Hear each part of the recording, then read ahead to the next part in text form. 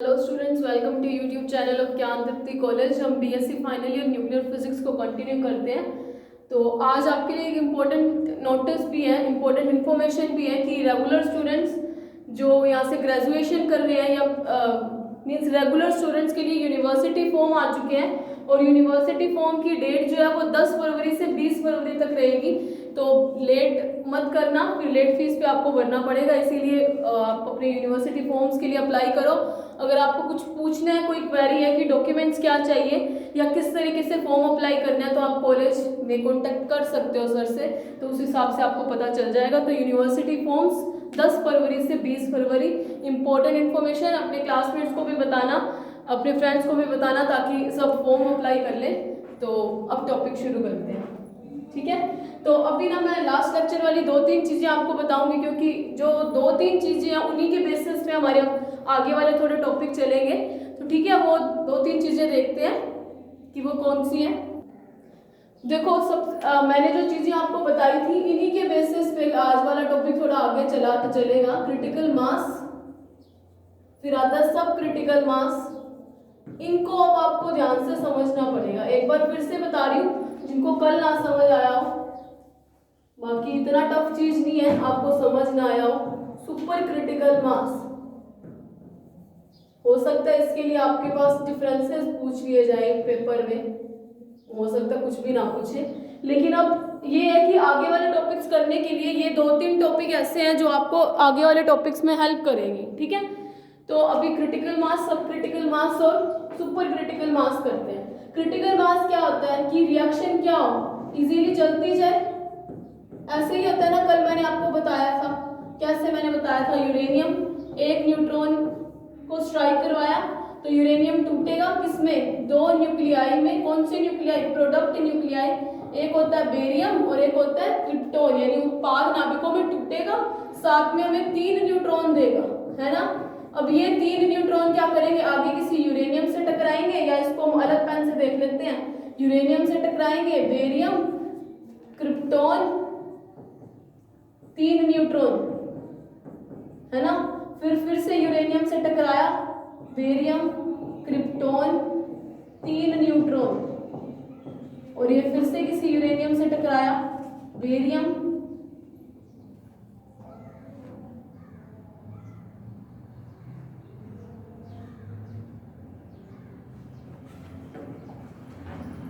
Krypton, 3 neutron, ठीक है। तो ये प्रोसेस चलती रहती है, चैन रिएक्शन चलती रहती है। First stage neutron, second stage neutron and these are third stage neutron, ठीक है।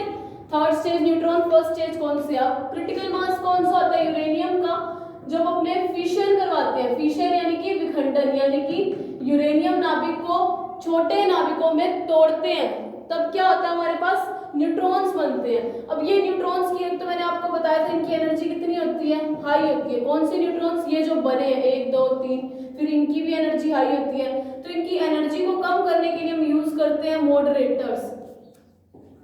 मॉडरेटर्स क्या है, इसको बोला जाता है मंदक, ठीक है। ये जो भी है अभी अपने आप को समझ आएगा कि ये किस तरीके से काम करते हैं। मेरा नेक्स्ट टॉपिक न्यूक्लियर रिएक्टर है।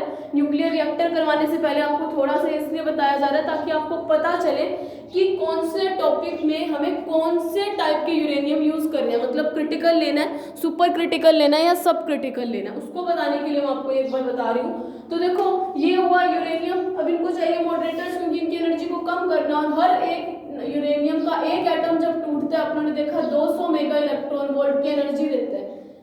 तो अपने को रिएक्शन क्या करना है, लगातार चलती रहनी चाहिए। अब लगातार चलेगी कैसे, अगर हमें एनर्जी इतनी ज्यादा मिलती रहे कि यहाँ पे भी 200 मेगा इलेक्ट्रॉन मिल गई, फिर इसने भी 200 दे दी, फिर इधर वाले में भी 200 आ गई, फिर इधर वाले में भी 200 आ गई, ये तीनों फिर से 200 जनरेट करेंगे, आगे फोर्थ स्टेज न्यूट्रॉन्स मिलेंगे।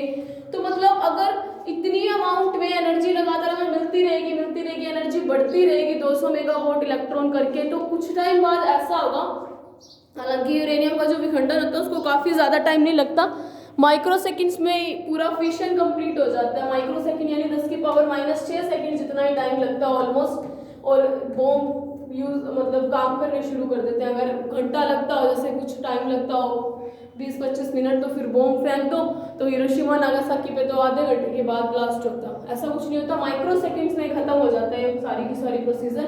तो रिएक्शन को चलती रहने के लिए हमें क्या जरूरी है, अगर इतनी इतनी एनर्जी मिलती रहेगी तो अपने को पता है कि हम जैसे भी चैम्बर के अंदर ये रिएक्शन करवाएंगे, जहाँ पे भी करवाएंगे वहां पे क्या होगा, ब्लास्ट होने का खतरा है ना। तो उससे बचने के लिए क्या किया जाता है कि इन्हीं दो न्यूट्रॉन्स को एब्जॉर्ब कर लिया जाता है और एक ही न्यूट्रॉन आगे चलता रहता है, ताकि एक कंट्रोल्ड वे में हमें एनर्जी मिलती रहे, नियंत्रित ऊर्जा मिले, ताकि ब्लास्ट ना हो।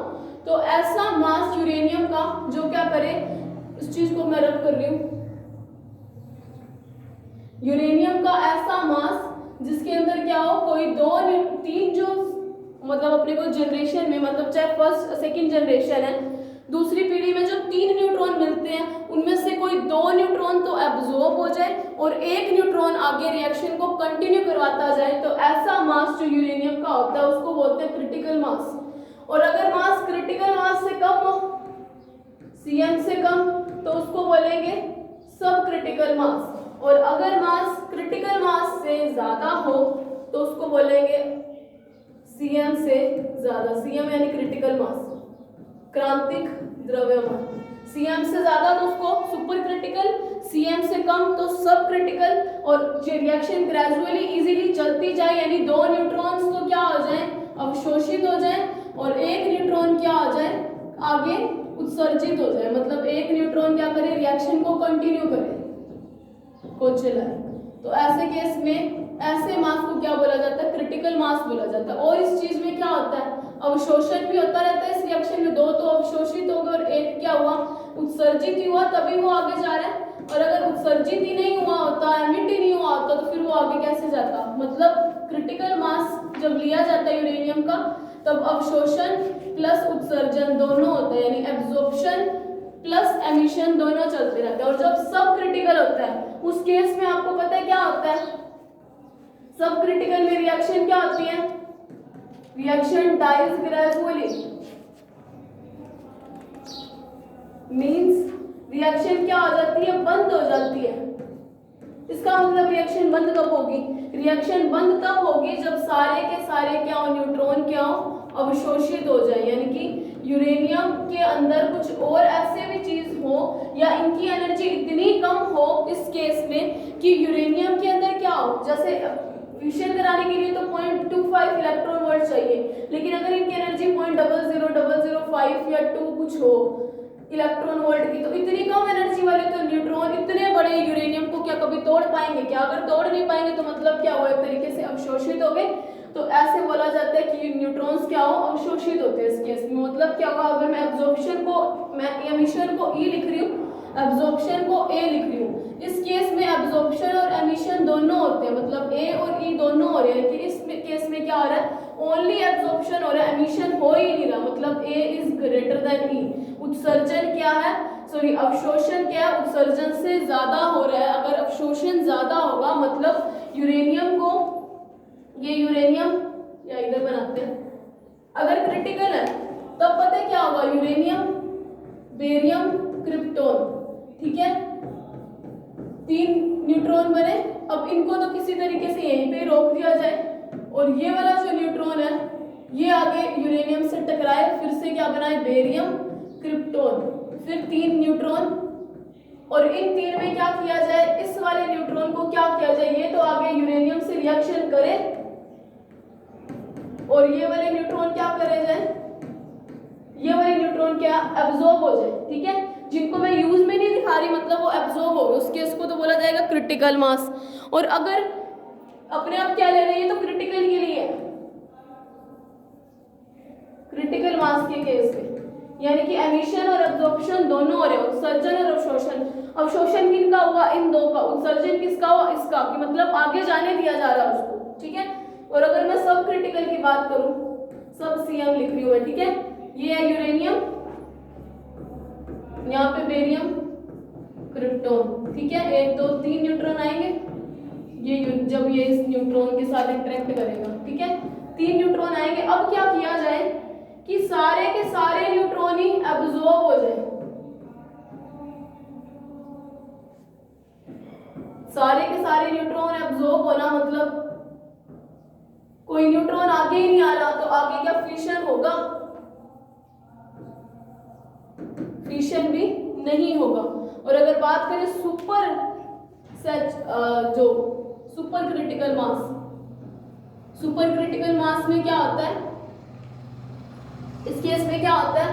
एमिशन जो होता है वो ज्यादा होता है एब्जॉर्प्शन से, मतलब एब्जॉर्प्शन होने के भी चांसेस होते हैं, लेकिन एमिशन यानी कि न्यूट्रॉन्स का उत्सर्जन होता ही रहता है। मतलब जो हम यहाँ पे जो या इधर डायग्राम से आप समझो, ये यूरेनियम, एक न्यूट्रॉन आया यूरेनियम पे टकराया, बेरियम क्रिप्टॉन बनाए, साथ में 3 न्यूट्रॉन बनाए। अब क्या किया जाए? कोई भी चीज इसके अंदर ऐसी ना डाली जाए कि ये क्या करें, आगे किसी न्यूट्रॉन से इस न्यूट्रॉन को एब्जॉर्ब कर लिया जाए। मतलब जैसी रिएक्शन चलनी चाहिए वो लगातार चलती जाए। ठीक है, ये भी आगे किसी यूरेनियम से टकराए, ये भी टकराए, ये भी टकराए, ये वाला भी किसी यूरेनियम से टकराए, 3 न्यूट्रॉन दे, साथ में बेरियम और क्रिप्टॉन तो देता ही रहेगा, 3 न्यूट्रॉन दे, ये भी आगे किसी यूरेनियम से टकराते जाए, ये भी किसी यूरेनियम से टकराए, जब 3 न्यूट्रॉन आए वो भी आगे चलते जाए। मतलब इन केस में क्या हो, सिर्फ और सिर्फ उत्सर्जन ही चल रहा है। तो ऐसे द्रव्यमान यूरेनियम का ऐसा द्रव्यमान, मतलब इतनी अमाउंट में यूरेनियम ले कि वो सिर्फ और सिर्फ उत्सर्जन करे, तो उसको बोलते हैं सुपर क्रिटिकल। ठीक है, और अगर एक चीज और देखें, मैंने एक आपको के निकलवाया था मल्टीप्लिकेशन फैक्टर, जहाँ पे मैंने आपको बताया था कि सुपर जो क्रिटिकल मास होता है उसके लिए के क्या होता है, 1 के इक्वल होता है। ठीक है, यानी कि गुणन कारक मल्टीप्लिकेशन फैक्टर, और इसके लिए के क्या होता है, लेस देन 1 होता है, और इसके लिए के क्या होता है, ग्रेटर देन 1। यानी कि अगर अब हमें बॉम्ब बनाना हो तो हम किसका यूज करेंगे, सुपर क्रिटिकल मास लेंगे यूरेनियम का। और अगर हमें कुछ भी नहीं कराना, मतलब रिएक्शन को खत्म ही करना है, तो सब क्रिटिकल जो इसका यूज नहीं किया जाता। और अगर अपने को क्या कराना हो, बिजली बनानी हो, लाइट बनानी हो, तब हम कैसे मास का यूज करेंगे, क्रिटिकल मास का। तो यही 3-4 चीजें थी जो आपको समझनी आज जरूरी थी। तो डायग्राम से भी अब आपको समझ आ गया भाई, ये क्रिटिकल मास का कॉन्सेप्ट है कि 2 को एब्जॉर्ब किया, 1 को जाने दिया। यहाँ पे क्या, कुछ भी एब्जॉर्ब नहीं किया, इसमें क्या हुआ, सारे के सारे एब्जॉर्ब कर लिए, तो मतलब रिएक्शन चलेगी। तो मतलब ऐसा अगर लेना तो इसके लिए हमें क्या यूज करेंगे, न्यूक्लियर रिएक्टर में। अब न्यूक्लियर रिएक्टर क्या चीज होते हैं अभी देखते हैं, और इसको हम यूज करते हैं बॉम्ब बनाने में। ठीक है, यानी कि अनकंट्रोल्ड एनर्जी किसमें यूज हुई, बॉम्ब में। कंट्रोल्ड एनर्जी किसमें यूज हुई, इलेक्ट्रिसिटी में। तो आपको ये चीज ध्यान रखनी पड़ेगी, कंट्रोल्ड क्यों, क्योंकि 200 मेगावाट इलेक्ट्रॉन हर बार एनर्जी निकले, उससे बचने के लिए 2 को एब्जॉर्ब कर लिया गया, ताकि एनर्जी किस रेंज में है कि उसको संभाला जा सके, मतलब जो हमारे आसपास का एरिया को नुकसान ना पहुंचे। रिएक्टर्स कैसे काम करते हैं आपको अभी पता चलेगा। तो और जो कंट्रोल्ड वे में किसके लिए यूज की, रिएक्टर में, और अनकंट्रोल्ड में बॉम्ब में। ठीक है, तो अभी अपने करते हैं न्यूक्लियर रिएक्टर। इंटरेस्टिंग टॉपिक है।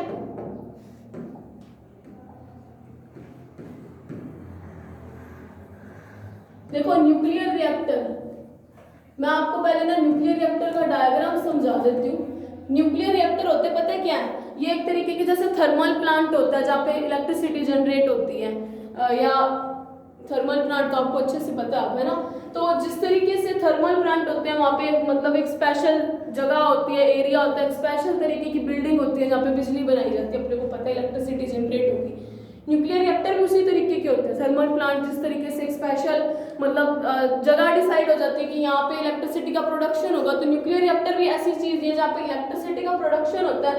लेकिन वहाँ पे इलेक्ट्रिसिटी का प्रोडक्शन किससे होता है, फिशन से होता है, यानी कि विखंडन से होता है।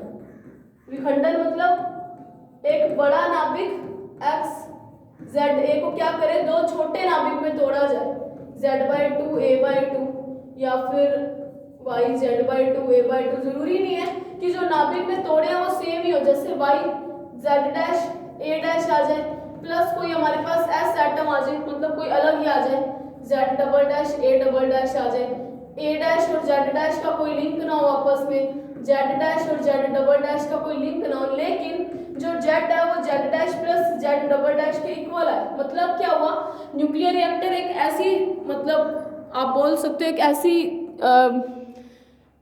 जैसे थर्मल प्लांट जैसी एक ऐसी मतलब एक सेटअप है जहाँ पे इलेक्ट्रिसिटी को प्रोड्यूस करवाते हैं, लेकिन इलेक्ट्रिसिटी का प्रोडक्शन मेनली होता किसके कारण है, इसी विखंडन के कारण होता है, जो आप अभी तक पढ़ते आ रहे हो। ठीक है, तो मतलब कंट्रोल्ड वे में रिएक्शन चलानी है। अगर कंट्रोल्ड वे में चलानी है तो अभी आपको जस्ट बताया गया है कि मास कैसा लेंगे यूरेनियम का, क्रिटिकल मास लेंगे, पर प्लस हम क्या करेंगे, यानी कि K इज इक्वल्स टू 1 होना चाहिए। अगर मैं जनरल वे में बात करूं क्रिटिकल मास यानी कि K is equals to 1, multiplication factor 1, यानी कि जो पिछली पीढ़ी है उसके अंदर भी एक न्यूट्रॉन हो, अगली में भी एक ही छोड़ना, बाकी के दो तो एब्जॉर्ब करते रहना। तो इस केस में 1 divided by 1 is always 1। K होता क्या है, जिस आप जनरेशन में हो एट प्रेजेंट जनरेशन लिख देती हूँ, डिवाइडेड बाय एडजेसेंट, या छोड़ो आप हिंदी में ही ठीक है, मतलब किसी पीढ़ी में न्यूट्रॉन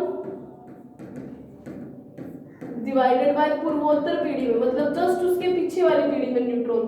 तो अगर कंट्रोल्ड वे में है तो मतलब K इज इक्वल्स टू 1, मतलब हमें क्या करना, क्या दो को तो एब्जॉर्ब करना है, सिर्फ एक को ही आगे छोड़ना है। तो सोचने वाली बात ही नहीं है, जितने पिछली पीढ़ी में उतने इसके अंदर है। क्या इसके अंदर चेंज हो गया, क्या एक ही न्यूट्रॉन आगे यूज आ रहा है और यहाँ पे भी एक ही न्यूट्रॉन यूज आएगा, इन दो को तो अब एब्जॉर्ब कर लिया जाएगा। तो अगर मैं यहाँ पे थर्ड स्टेज में मुझे निकालना हो कि K की वैल्यू कितनी है मल्टीप्लिकेशन फैक्टर की, तो कितने न्यूट्रॉन पड़े हैं एट प्रेजेंट में 1, और जस्ट उसके पीछे वाले में कितने न्यूट्रॉन पड़े हैं 1, तो K इज इक्वल्स टू 1, ठीक है ना, उस हिसाब से। तो मतलब न्यूक्लियर रिएक्टर बनाने के लिए जो चीजें आपको रिक्वायर्ड है वो क्या है कि मास कैसा हो, क्रिटिकल मास हो, plus K is equals to 1 हो। और न्यूक्लियर रिएक्टर काम कैसे करते हैं, फिशन पे काम करते हैं। अब इसका डायग्राम देखते हैं होते कैसे।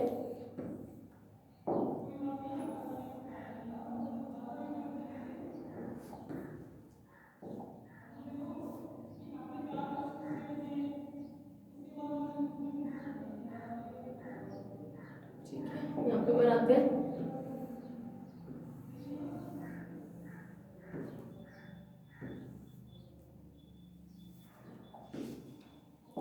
जो भी चीजें हैं 2 मिनट में आपको समझ आ जाएगी कि क्या बना रही हूं मैं।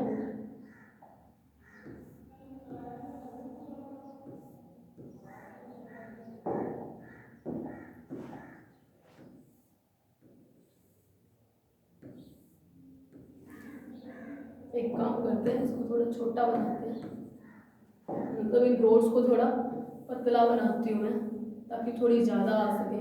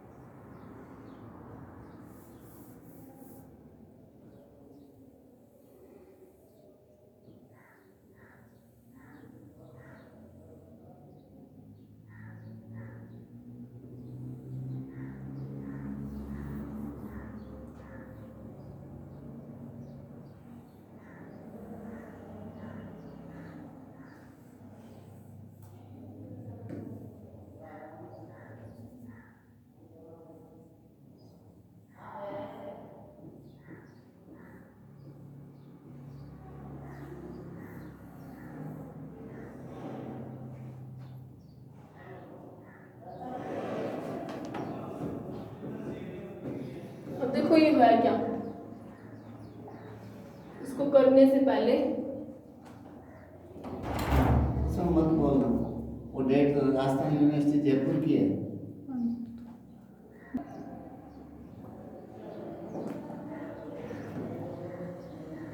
थोड़ा सा डायग्राम ना प्रिसाइज करना पड़ेगा।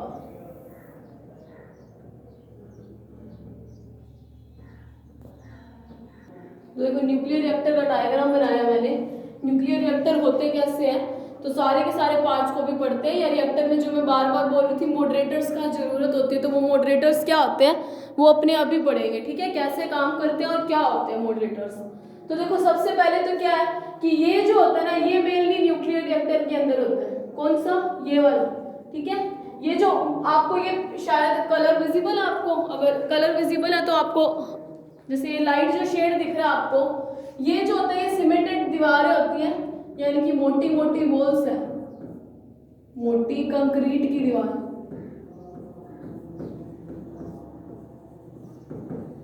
ठीक है। ये जो आपको दिखाई दे रहा है जिसके अंदर मैंने इस तरीके से लाइंस ड्रॉ की हैं, वो है कंक्रीट की दीवार। और ये जो है ना, ये वाला जो बॉक्स आपको दिखाई दे रहा है, यही चैम्बर है जहाँ के अंदर, जिसके अंदर क्या हो, इसको बोलते हैं एल्यूमिनियम का पात्र, यानी वेसल, एल्यूमिनियम वेसल, ठीक है। इसी वेसल के अंदर सारी की सारी न्यूक्लियर रिएक्शन होती है। ये वेसल जो होता है ना, एल्यूमिनियम का वेसल, इसको इतनी स्ट्रांगली बिल्डअप किया जाता है कि अगर एनर्जी ज्यादा भी मिल जाए ना, यहाँ पे वैसे तो कंट्रोल्ड रिएक्शन कर रहे हैं, न्यूक्लियर रिएक्शन है और रिएक्टर है, मतलब कंट्रोल्ड वे में, मतलब इतना स्ट्रॉन्ग है ये यूरेनियम एल्यूमिनियम का बर्तन कि टेम्परेचर चाहे बढ़ता जाए, क्योंकि एनर्जी 200 मेगावाट हो रही है, एनर्जी अगर बढ़ रही है तो मतलब टेम्परेचर बढ़ रहा है, बोल सकती हूँ। या एनर्जी बढ़ने से क्या होगा, ये जो वेसल है वो कभी फटेगा नहीं, ठीक है, मतलब इसके अंदर किसी तरीके का कोई नुकसान नहीं आएगा, इस तरीके का ये वेसल है। फिर ये जो आपको पर्पल शेड में आपको ये जो दिखाई दे रही है रोड्स, इनको बोला जाता है यूरेनियम 92 235 की रोड्स, ठीक है, यानी कि यूरेनियम रोड, ठीक है। और ये जो आपको ब्लू शेड में दिखाई दे रही है, इनको बोला जाता है कैडमियम रोड्स या फिर कंट्रोलिंग रोड्स।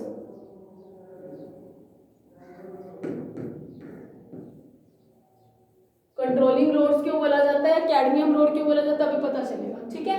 और ये जो है इसके अंदर ये जो लिक्विड आपको दिखाई दे रहा है डॉटेड डॉटेड, इसको बोला जाता है कूलेंट, यानी कि शीतलक। और यहाँ पे तो टरबाइन का सेटअप दिखाया गया आपको, ठीक है। अब ये काम कैसे करती है, देखो सबसे पहले तो मोटी मोटी दीवार लगाने का ये रीजन है कि जब न्यूक्लियर रिएक्टर को यूज करते हैं, अपने कोई नाभिकीय रिएक्शन करवाते हैं, तो उस केस में पता अपने पास क्या होता है, कोई भी नाभिक विखंडित होते हैं तो कोई ना कोई रेडिएशंस पक्का रिलीज होती हैं। तो वो रेडिएशंस क्या है, ह्यूमन बॉडी के लिए हार्मफुल है। इसी का इम्पैक्ट है कि हिरोशिमा नागासाकी में आज तक लोगों के अंदर कोई ना कोई डिसेबिलिटी आती है।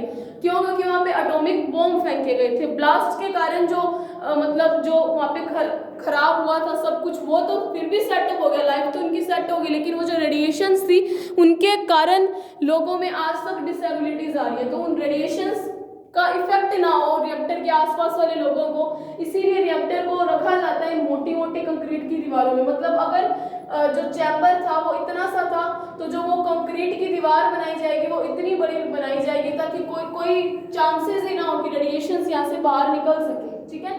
तो करके इसको आपने देखा होगा कि ये काफी बड़ी बनाई गई है कंक्रीट की वॉल, यानी ये जो सीमेंटेड वॉल्स हैं वो काफी बड़ी लगाई गई है ताकि कोई रेडिएशन बाहर ना निकले। और इस एल्यूमिनियम के चैम्बर में हमने क्या रखा है, यूरेनियम की रोड। तो आपको पता है यूरेनियम की रोड्स क्यों रखी है, क्योंकि न्यूक्लियर रिएक्टर में हम यूरेनियम यूज कर रहे हैं, विखंडित होगा वो बेरियम और क्रिप्टोन में बदलेगा, बेरियम क्रिप्टोन से आगे न्यूट्रॉन भी मिलते हैं, वो न्यूट्रॉन रिएक्शन को कंटिन्यू करवाते रहते हैं, है ना। और वो न्यूट्रॉन रिएक्शन को कंटिन्यू करवाते हैं तो वहाँ पे हमारे पास 200 मेगा इलेक्ट्रॉन वोल्ट एनर्जी आती है, उसी एनर्जी को यूज करते हैं न्यूक्लियर रिएक्टर में, ठीक है, इलेक्ट्रिसिटी बनाने में। कैसे करेंगे आपको पता चलेगा, ठीक है। तो ये वाली जो रोड्स हैं, ये चारों रोड्स यूरेनियम की रोड्स दिखाई गई। ये वाली जो रोड्स हैं, तीनों रोड्स, ये कैडमियम की रोड या कंट्रोलिंग रोड्स है, यानी नियंत्रित छड़े या फिर कैडमियम की छड़े। ये कूलेंट है, मतलब शीतलक है, मतलब किसी तरीके से ठंडा करने का काम करेगा। और आगे टरबाइन, तो अब इसकी वर्किंग समझते हैं, ठीक है। वर्किंग क्या है, इसके अंदर जो जो पार्ट्स है पहले तो वो लिखते हैं। पहला पार्ट तो है यूरेनियम 92 235। तो इसका काम क्या है, इसका काम तो अपने को पता है, यूरेनियम क्या करेगा, फिशन होगा, यूरेनियम का फिशन होगा तभी हमारे पास रिएक्शन आगे चलेगी। तो अब मैं इन पार्ट्स को, इनके नाम हम यहाँ पे लिखते हैं और इसको डिस्कस हम अगले पेज पे करते हैं। जो यूरेनियम की रोड्स है ना, उसको मैं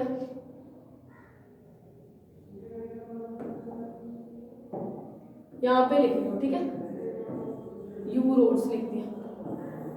तो पहली चीज क्या है, फ्यूल या फिर fissionable material, fizzle material, fission material या फिर फ्यूल। तो आप अब देखो पहला पार्ट, तो अगर हम अब इसके पार्ट्स को डिस्कस कर रहे हैं तो पहला पार्ट क्या है, फिशनेबल मटेरियल यानी कि विखंडित होने वाला पदार्थ या फिर ईंधन यानी फ्यूल।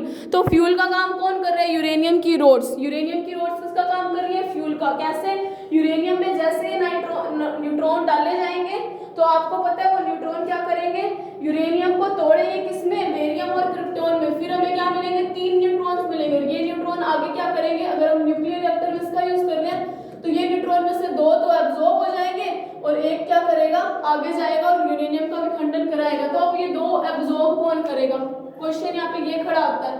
तो एब्जॉर्ब करने का काम होता है इन एक्स्ट्रा न्यूट्रॉन्स का, इन कैडमियम की रोड्स का। किसका काम होता है, कैडमियम की रोड्स का। तो कैडमियम रोड्स को क्या बोला जाता है, नियंत्रक छड़ें या फिर कंट्रोलिंग रोड्स। ठीक है, तो आपको नियंत्रक छड़ों का काम पता चला कि 3 न्यूट्रॉन्स बने यूरेनियम के विखंडन से। उन 3 न्यूट्रॉन में तो क्योंकि हमारा न्यूक्लियर रिएक्टर है, कंट्रोल्ड रिएक्शन देखनी है, तो मतलब 3 में से कोई 2 न्यूट्रॉन तो एब्जॉर्ब होने चाहिए, 1 न्यूट्रॉन आगे जाना चाहिए। तो उनको एब्जॉर्ब करने का काम किसका है, इन कैडमियम की रोड्स का। कैडमियम की रोड्स या ये जो कंट्रोलिंग रोड्स होती है, नियंत्रक छड़ें होती हैं, ये ऐसे मटेरियल की बनी होती है कि अगर वो न्यूट्रॉन को, कितने भी न्यूट्रॉन्स को एब्जॉर्ब कर सकते हैं, अगर करेंगे तो कैडमियम की छड़ों का कभी भी फिशन नहीं होगा, यानी कि कंट्रोलिंग रोड्स का खुद का कभी भी खंडन नहीं होगा। सिर्फ उनका इतना काम है कि वो न्यूट्रॉन्स को एब्जॉर्ब कर ले, यानी कि कंट्रोल रिएक्शन करवाएं, इसीलिए इसका नाम क्या, नियंत्रक छड़ें या कंट्रोलिंग रोड्स। ठीक है, तो कैडमियम की छड़ों का काम ये हुआ। दूसरी चीज, आपको हर बार एक चीज बताई जाती है कि ये जो न्यूट्रॉन मिलते हैं इनकी एनर्जी कैसी होती है, हाई। फिर मैं बोलती हूँ कि हाई एनर्जेटिक न्यूट्रॉन्स को, एनर्जी को कंट्रोल कौन करेगा, मॉडरेटर्स। तो ये मॉडरेटर्स हैं कौन, यानी कि मंदक। तो अब ये मंदक कौन है, देखते हैं।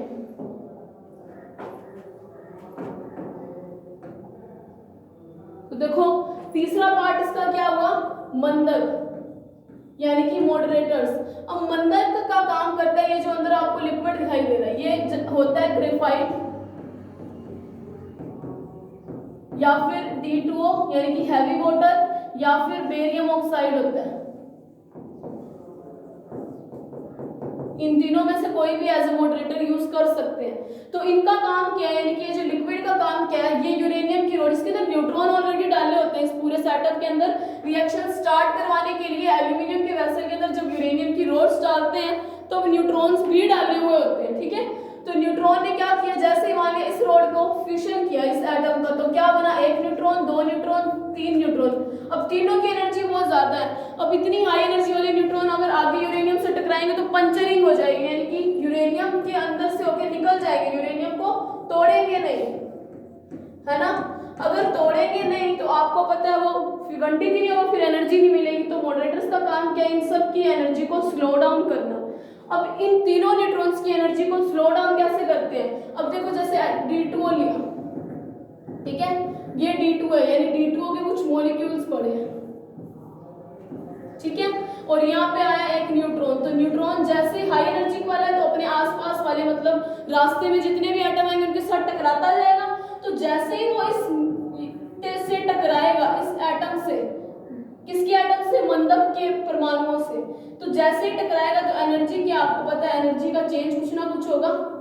अब जिसके पास ज्यादा एनर्जी होती है वही इनको देगा, तो न्यूट्रॉन्स क्या करेंगे, अपनी एनर्जी इनको दे देंगे, किसको, मॉडरेटर्स को, और फिर निकलेगा आगे न्यूट्रॉन जाएगा, फिर आगे फिर इससे टकराएगा, और टकराता टकराता जब वो इनफ अमाउंट ऑफ एनर्जी का हो जाएगा, उस केस में यूरेनियम की अगली रोड तक पहुंचता है, और यूरेनियम की अगली रोड पे एटम्स को एब्जॉर्ब करते हैं। फिर न्यूक्लियस क्या जाता है, एक्साइटेड स्टेट में जाएगा, और जब एक्साइटेड स्टेट में जाएगा तो वो विखंडित हो जाएगा। तो मॉडरेटर का काम हुआ ये। अब देखो इस पूरे प्रोसेस में, इस चीज को रब कर रही हूं मैं, इस पूरे प्रोसेस में आपको पता है 200 मेगावाट की ऊर्जा मिल रही है, और कुछ ही सेकंड में, माइक्रो सेकंड्स में सारा का सारा काम खत्म हो जाता है। अगर ये माइक्रो सेकंड्स में काम खत्म हुआ और 200 मेगावाट की एनर्जी मिली, मतलब यहाँ पे क्या हीट मिलेगी, एनर्जी मिलना यानी हीट मिलना, मतलब किसी न किसी तरीके से थर्मल एनर्जी या ऊष्मा उत्पन्न होगी, तो वो ऊष्मा क्या करेगी, इस पाइप की हेल्प से यहाँ पे आएगी कूलेंट में। अब कूलेंट का काम क्या है, कूलेंट मतलब ऑलरेडी ठंडा है ना, तो जैसे ही वो हीट क्या करेगी, इस जिगजैग पाइप में से होती हुई जाएगी।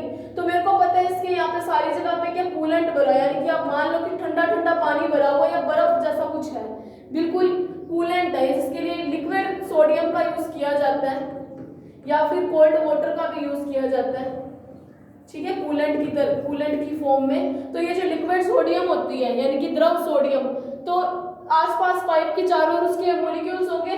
तो आपको पता है कि अब ये क्या करेंगे, आपस में एक्सचेंज ऑफ हीट तो करेंगे।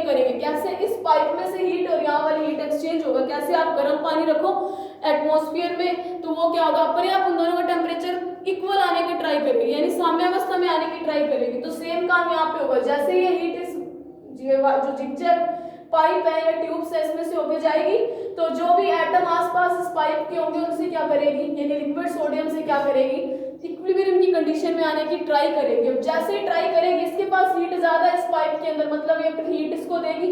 मतलब जो ठंडा पानी था या जो कूलेंट था वो गर्म होना शुरू हुआ, गर्म होगा तो 200 मेगावाट एनर्जी को थोड़ी मोटी तो ऊर्जा है नहीं, थोड़ी बहुत तो है नहीं, बहुत ज्यादा। तो मतलब क्या होगा, यहाँ पे ऑलमोस्ट वेपर प्रोड्यूस हो जाती है। फिर ये वेपर क्या करते हैं, इस पाइप की हेल्प से यहाँ पे टरबाइन में आती है और इस भाप से क्या किया जाता है, टरबाइन को घुमाया जाता है। और जैसे टरबाइन को घुमाया जाता है तो हमें क्या मिलती है, इलेक्ट्रिसिटी को मैं ELEC लिख रही हूँ, यानी बिजली मिलती है। तो ये वही न्यूक्लियर रिएक्टर की वर्किंग कंप्लीट, जहाँ पे आपने इसके हर एक पार्ट को समझा कि फ्यूल क्या है, यूरेनियम की ये जो रोड्स है वो फ्यूल का काम करती है। फिर नियंत्रक छड़ों का काम क्या है, न्यूट्रॉन्स को एब्जॉर्ब करना ताकि कंट्रोल्ड वे में रिएक्शन चलती रहे। अगर कंट्रोल ही नहीं करवानी तो फिर तो बॉम्ब बन जाएगा, बॉम्ब हमें बनाना नहीं, हमें तो पीसफुल पर्पज में उसको यूज करना है। मंदक का काम आपको समझ आया होगा इस डायग्राम से, जो न्यूट्रॉन की एनर्जी ज्यादा वो इन ग्रेफाइट या फिर D2O की एटम से टकराएगी और जब टकराएगी तो अपनी एनर्जी का एक्सचेंज करेगी, तो मतलब अपने आप वो कम एनर्जी वाले थर्मल न्यूट्रॉन्स में बदल जाएगी।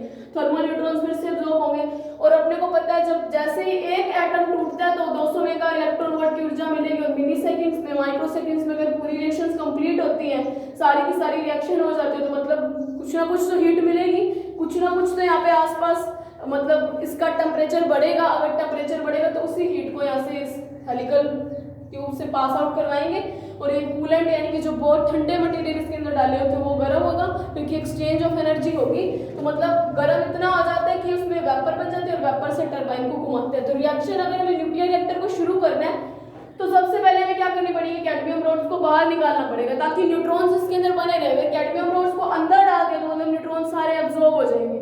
तो पहला काम क्या करना है, इन सब चीजों को मैं एक बार इसको मैं इरेज कर रही हूँ।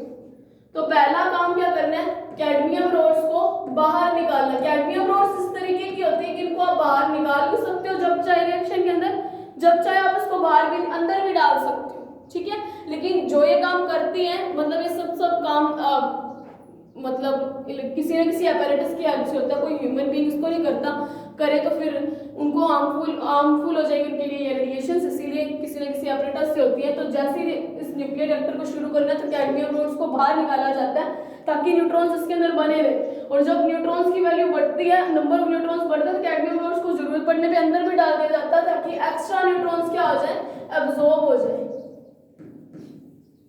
और जब रिएक्शन आपको पूरी तरह से बंद करनी है तब आप क्या करोगे, कैडमियम रोड्स को अंदर डाल दोगे, किसके अंदर, रिएक्टर के अंदर। तो उस केस में क्या होगा, रिएक्शन सारी की सारी बंद हो जाएगी, क्योंकि रिएक्शन चल किसके कारण रही है, न्यूट्रॉन्स के कारण। कैडमियम रोड्स का काम क्या है, न्यूट्रॉन्स को एब्जॉर्ब करना। तो ये इसकी वर्किंग हुई। पहले आप इन पार्ट्स के बारे में लिखोगे कि कूलेंट के फॉर्म में किसको यूज किया, मंदक की फॉर्म में किसको यूज किया, कंट्रोलिंग रोड की फॉर्म में किसको यूज किया। तो सब कुछ लिखने के बाद आप इसकी वर्किंग लिखोगे कि कैडमियम रोड्स को शुरू करने के लिए बाहर निकालेंगे ताकि कुछ न्यूट्रॉन्स बने रहे। फिर न्यूट्रॉन यूरेनियम को तोड़ेंगे तो न्यूट्रॉन्स की एनर्जी हाई होगी तो मॉडरेटर्स के साथ टकराएंगे, मॉडरेटर्स को अपनी एनर्जी ट्रांसफर करेंगे। तो जब वो थर्मल न्यूट्रॉन्स में कन्वर्ट होंगे आगे फिशन चलता रहेगा और रिएक्शन के बीच में कैडमियम रोड्स को अंदर बाहर डाला जाता है ताकि पूरी की पूरी रिएक्शंस को कंप्लीट करवाया जा सके। और जितनी लेंथ की कैडमियम रोड्स है सारी की सारी, अगर इतनी लेंथ की कैडमियम रोड होती, इतनी बड़ी लेंथ की कैडमियम रोड ली जाए, जितना वेसल की लेंथ है, वेसल की पूरी लंबाई जितनी लेंथ की कैडमियम रोड अंदर डालो तो रिएक्शन खत्म हो जाएगी, क्योंकि सारे के सारे न्यूट्रॉन्स ये एब्जॉर्ब कर लेगी। इनकी खासियत यही होती है कंट्रोलिंग रोड्स की, रिएक्शन को वो कंट्रोल कर सकती है जब चाहे। तो न्यूक्लियर रिएक्टर कंप्लीट हो गया। तो आज के लिए इतना ही, और जो इन्फॉर्मेशन आपको पहले दी गई थी फॉर्म्स के बारे में, वो इन्फॉर्मेशन के अंदर कुछ करेक्शन है। अभी तक MGS यूनिवर्सिटी के फॉर्म्स नहीं आए हैं। So thank you very much.